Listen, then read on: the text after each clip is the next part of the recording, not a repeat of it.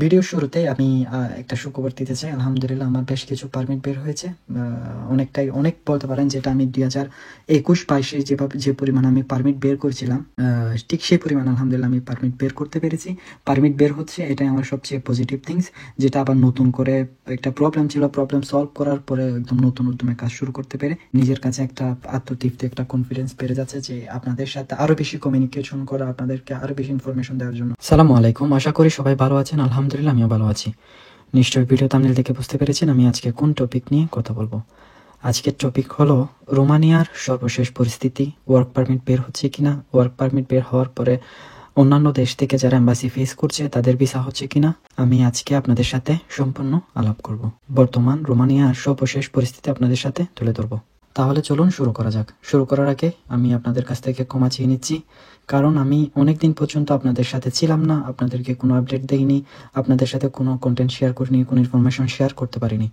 তার জন্য আমি ক্ষমা চেয়ে নিচ্ছি। অনেক পার্সোনাল সমস্যা বা অন্যান্য কোনো কাজ, যে পরিমাণ ব্যস্ত ছিলাম, বা অন্যান্য পারমিটের ঝামেলা, সব কিছু নিয়ে অনেক একটা হযবরল অবস্থা ছিল। আলহামদুলিল্লাহ সবকিছু ওভারকাম করতে পেরেছি, সবকিছু মোটামুটি গুছিয়ে নিয়ে আসতে পেরেছি। আশা করছি পরবর্তী থেকে আমি আপনাদেরকে, এই ভিডিওর পর থেকে আমি ইনশাল্লাহ আপনাদেরকে সম্পূর্ণ স্টেপ টু স্টেপ প্রতিদিন বা একদিন পর পরে আমি আপনাদেরকে রোমানিয়ার সর্বশেষ অবস্থা এবং অন্যান্য দেশের সর্বশেষ অবস্থা আমি আপনাদেরকে শেয়ার করব। অনেকদিন কথা বলতে না পারার কারণে আমার মুখেও অনেক জড়তা চলে এসেছে। আমি আপনাদেরকে কিভাবে কথা বলবো, কিভাবে গুছিয়ে কথা বলবো, এটা অনেকটা ভুলে গিয়েছি। কারণ অনেকদিন পর্যন্ত কমিউনিকেশন না থাকলে যেটা হয়। তো আমি আশা করছি আপনারা আমাকে ক্ষমা সুন্দর দৃষ্টিতে দেখবেন।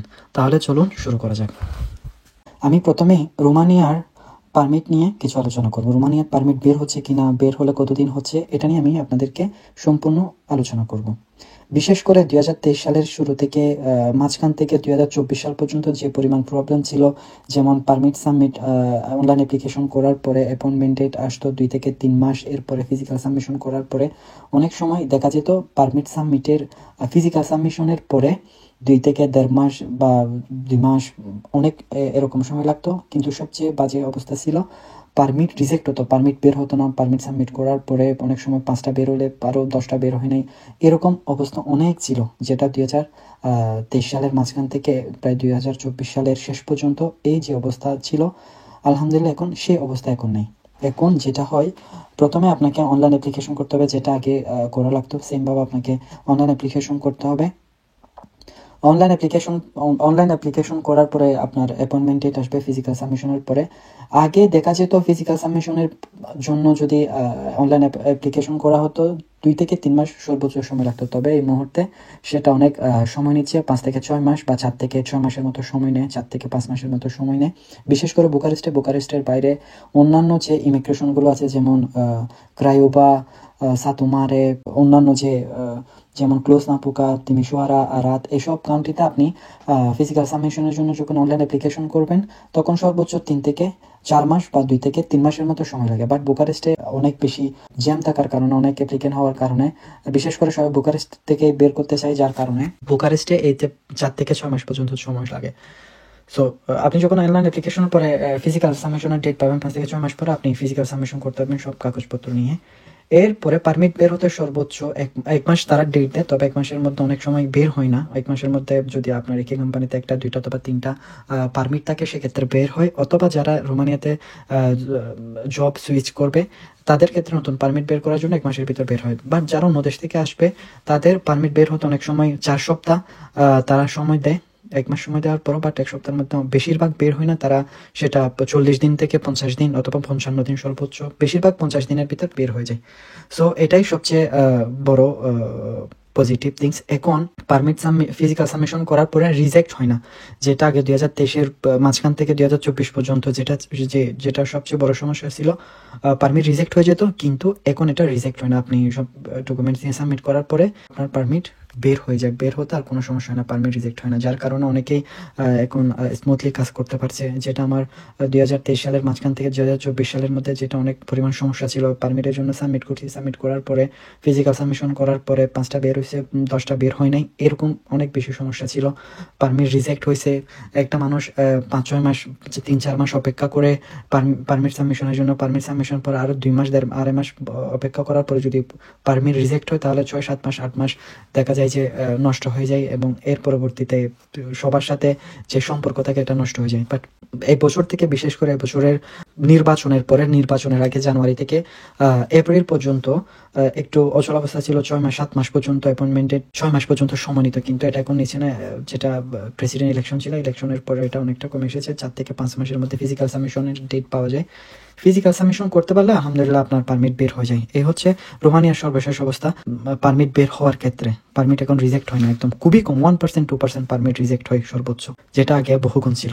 এখন আরেকটা দ্বিতীয় যে বিষয় নিয়ে আলোচনা করবো, রোমানিয়ার যে ওয়ার্ক পারমিট গুলো আছে, ওয়ার্ক পারমিট গুলো নিয়ে বিভিন্ন জন বিভিন্ন দেশ থেকে এম্বাসি ফেস করে, বিশেষ করে ইন্ডিয়া, পাকিস্তান, শ্রীলঙ্কা বা অন্যান্য মিডল ইস্ট থেকে যারা এম্বাসি ফেস করছে, তাদের ভিসার হার কত পার্সেন্ট, কত পার্সেন্ট ভিসা হচ্ছে। বর্তমান প্রেক্ষাপট অনুযায়ী সবকিছু ঠিকঠাক থাকলে আপনার মিনিমাম 80 থেকে 90% ভিসা হওয়ার পসিবিলিটি আছে, যেটা আমি সব এম্বাসি থেকে ইনফরমেশন নিয়েছি। যেমন ভিসা হওয়ার ক্ষেত্রে আরেকটা সবচেয়ে ইম্পর্টেন্ট ব্যাপার হলো, সেটা আপনার উপর ডিপেন্ড করবে, আপনি কি করতে পারছেন, আপনার উপর ডিপেন্ড করবে ভিসা হওয়ার পসিবিলিটি। নর্মালি এখন যে পরিমাণ ভিসা দিচ্ছে, বিশেষ করে ইন্ডিয়া বা মিডল ইস্ট থেকে, কুয়েত থেকে, সিঙ্গাপুর থেকে যে পরিমাণ ভিসা হচ্ছে, যেটা 2024-এর তুলনায় অনেক বেশি। আমি আসলে এটাও এক্সপেকটেশন করিনি রোমানিয়া সেঙ্গেন হওয়ার পরে তারা এত পরিমাণ ভিসা ইস্যু করবে। তবে ভিসা ইস্যু হলেও যখন রোমানিয়াতে তারা আসার পরে বেশিরভাগ বাংলাদেশি পালিয়ে যায়, এখানে থাকতে চায় না। তারা কি মনে করে পালিয়ে যায় তারা নিজেরাও জানে না। তারা মনে করে রোমানিয়ার বাইরে অন্যান্য কোনো সেন্ট্রাল কোনো কান্ট্রিতে চলে গেলে, ফ্রান্স, পর্তুগাল, ইতালি এইসব দেশে চলে গেলে তারা বেশি ইনকাম করবে, কিন্তু দিন শেষে তারা যে ইলিগাল হয়ে যায়, তাদের 4-5 বছর সময় নষ্ট হয়ে যায়। তারা বুঝতে পারেন, যেমন ফ্রান্সে লিগ্যালিটি হওয়ার পসিবিলিটি খুবই কমে গেছে, ইতালিতে কমে গেছে, পর্তুগালে তো বন্ধ করেই দিছে, স্পেনে 5-6 বছর 7 বছর পর্যন্ত লাগে, তা ভালো মানুষ হতে হয়, সবকিছু মিলিয়ে অবস্থা। আর বিশেষ করে ইন্ডিয়াতে বা অন্যান্য এম্বাসিতে যে ভিসা হওয়ার পসিবিলিটি, সেটা আপনার উপর ডিপেন্ড করবে। কিভাবে? যেমন আপনার অ্যাপয়েন্টমেন্ট ডেট, আপনার যখন অ্যাপয়েন্টমেন্ট ডেট থাকবে তখন আপনি এম্বাসি ফেস করার জন্য যেসব বিশেষ করে পারমিটের সাথে কন্ট্রাক্ট পেপার, এর বাইরে যে সাপোর্টিং ডকুমেন্টসগুলো আপনার ওখানে দিতে হয়, যেমন আপনার যদি ড্রাইভিং লাইসেন্স থাকে সেটা দিবেন, যদিও বা তারা ড্রাইভিং লাইসেন্স যেটা পেপার আছে এটা দেখে তারা কিন্তু জমা নেবে না। বিভিন্ন এক্সপিরিয়েন্স সার্টিফিকেট থাকলে সেটা আপনি দিতে পারেন, যদিও বা এগুলা এম্বাসিতে নেয় না, কিন্তু ইন্টারভিউ বোর্ডা এটা যখন আপনার বিভিন্ন সাপোর্টিং ডকুমেন্টসগুলো যখন দেখবে, তাহলে আপনার ভিসা পাওয়ার ক্ষেত্রে পসিবিলিটি অনেক বেড়ে যায়। কারণ আপনি ভিসা পাবেন কি পাবেন না, আপনার ইন্টারভিউ যখন দিবেন, ইন্টারভিউ বোর্ডে আপনার ভিসার ভাগ্য নির্ধারণ হয়ে যায়, তারা তখন কনফার্ম করে ফেলে। কিভাবে কনফার্ম করে?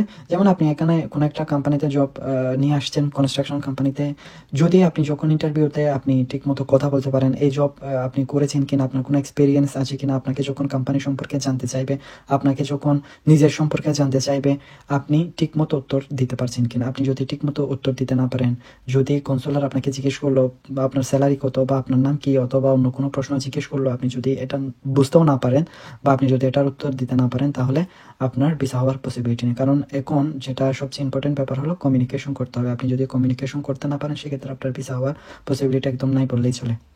আবার অনেকের লাক থাকলে, যদি আল্লাহ যদি রিজিক রাখে, তাহলে সেক্ষেত্রে অনেকের ইন্টারভিউ অনেক বাজে হওয়ার পরেও তাদের ভিসা হয়ে যায়। আবার অনেকের যেহেতু যাদের রিজিক নাই, সেক্ষেত্রে অনেক ভালো ইন্টারভিউ হওয়ার পরেও তারা রিজেক্ট দিতে ইন্টেনশন খারাপ বলে। যখন আপনি ইন্টারভিউ পড়ে যাবেন, ইন্টারভিউতে যখন আপনি ইন্টারভিউ দেবেন, আপনাকে বিভিন্ন ধরনের প্রশ্ন জিজ্ঞেস করবে, একদম নার্ভাস ফিল করা যাবে না। আপনি এজ ইউজুয়াল যে আপনি নর্মালভাবে আপনি কথাগুলো শান্ত থাকার চেষ্টা করবেন। আপনাকে যে প্রশ্নগুলো জিজ্ঞেস করবে, প্রশ্নগুলো উত্তর দেওয়ার চেষ্টা করবেন। আপনি এর আগে আপনার কোম্পানি সম্পর্কে, আপনার কাজ কি, কত টাকা স্যালারি, আপনার কোম্পানি কোথায়, আপনি রোমানিয়াতে গেলে থাকবেন কিনা, আপনি নাকি অন্য কোনো দেশে চলে যাবেন কিনা, আপনার কাজের কন্ট্রাক্ট শেষ হয়ে গেলে আপনি আবার কি বাংলাদেশে ব্যাক করবেন কিনা, সব কিছু যদি আপনি একইভাবে একুরেটলি আপনি যদি বোঝাইতে সক্ষম হয়, আপনার ভিসা 100% কনফার্ম হয়ে যাবে। তো সবচেয়ে বেশি ডিপেন্ড করবে সেটা আপনার উপর। রোমানিয়ার ভিসা যেমন বিভিন্নভাবে বিভিন্ন দেশ থেকে হচ্ছে, যেমন বিশেষ করে রোমানিয়ার ভিসা করার জন্য এখন বাংলাদেশিরা ইন্ডিয়াতে যেতে পারছে না, ইন্ডিয়াতে যেতে অনেক সমস্যা হচ্ছে, এবং বিশেষ করে যারা দুবাই থেকে এম্বাসি ফেস করবেন, তাদের অ্যাপয়েন্টমেন্ট ডেট নিয়ে অনেক অনেক পরিমাণ ঝামেলা হচ্ছে। সো এটা নিয়ে ভিন্ন বা ভিন্ন অন্য আরেকটা ভিডিওতে কথা হবে। তবে আপনারা যারা রোমানিয়ার ওয়ার্ক পারমিট পেয়েছেন তারা অবশ্যই আলহামদুলিল্লাহ, অবশ্যই আপনাদের প্রতি শুভকামনা রইল, আপনারা অবশ্যই চলে আসবেন। তো আজকে এই পর্যন্ত, অন্য কোনো ভিডিও নিয়ে আমি আপনাদের সাথে হাজির হব। সেই পর্যন্ত ভালো থাকুন, সুস্থ থাকুন, জ্ঞানের সঙ্গে থাকুন। টাটা, বাই বাই, আসসালামু আলাইকুম।